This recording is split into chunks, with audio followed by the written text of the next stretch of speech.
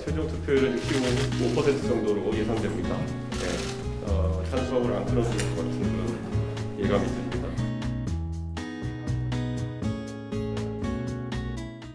내일이면 우리당의 대선 후보가 결정됩니다. 최종 투표율은 65% 정도로 예상됩니다. 네, 찬성을 안 끊어줄 것 같은 그런 예감이 듭니다. 네 분의 후보들과 당원 모두 정말 수고하셨습니다. 어느 경선보다도 치열했고 하지만 또 많은 국민들의 관심을 받았던 그런 경선 기간이었습니다. 이제 선거 후가 더 중요합니다.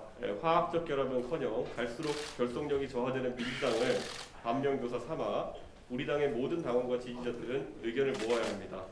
단합하면 정권교체를 이룰 수 있고 흩어지면 우리는 각계격파 당할 것입니다.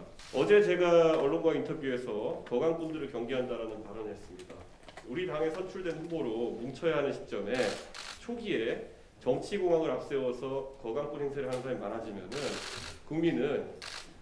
국민의힘이 정치개혁이나 정책, 메시지로 국민들에게 소구하는 것이 아니라 정치공학에 의존한다는 인상을 받을 수 있습니다. 그렇기 때문에 우리의 정치개혁에 대한 진정성이 의심받을 수 있습니다. 그렇기 때문에 꼭 우리 후보를 빛낼 수 있는 그런 일에 우리 당원과 지지자들은 주력해야 합니다. 민주당을 반면교사 삼아서 이재명 후보같이 돌출된 행동을 하면서 당의 정책과 차이가 있는 이야기를 하면서 국민들을 우롱하는 일이 발생하지 않도록 꼭 앞으로 우리 당의 정책 조직도 그리고 또 당무 조직도 후보에 대한 지원을 철저하게 하고 조기에 후보가 당무와 정책을 파악할 수 있도록 저희가 최대한 협조해야 할 것입니다.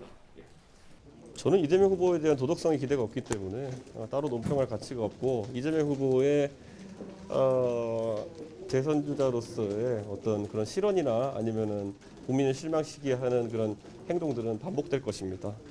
기본적으로 이재명 후보 같은 경우에는 과거에 본인이 그 일베에도 접속한다 이런 발언까지도 하고 굉장히 여러 가지 좀 대선 후보로서는 믿기 어려운 그런 발언들을 많이 했던 분이기 때문에 그걸 추적해야 되고 5.18이나 이런 것에 대해서도 과거에 다른 관점을 갖고 있었다고 이야기를 하기도 하고 여러 가지 측면에서 이재명 후보가 검증받을 면이 많다 이렇게 봅니다.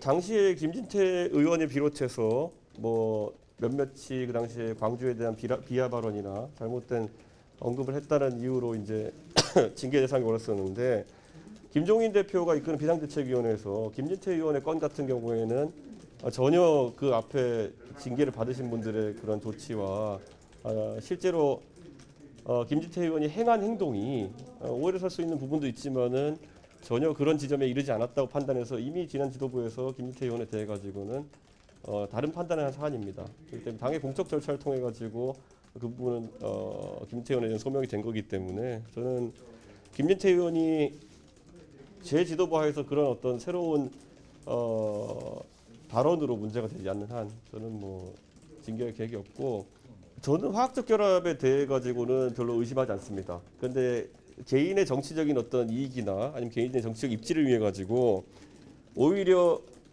뭐 당을 위해서 한다고 참칭하면서 거강꾼 노릇을 하는 사람들을 경계하고 있는 겁니다.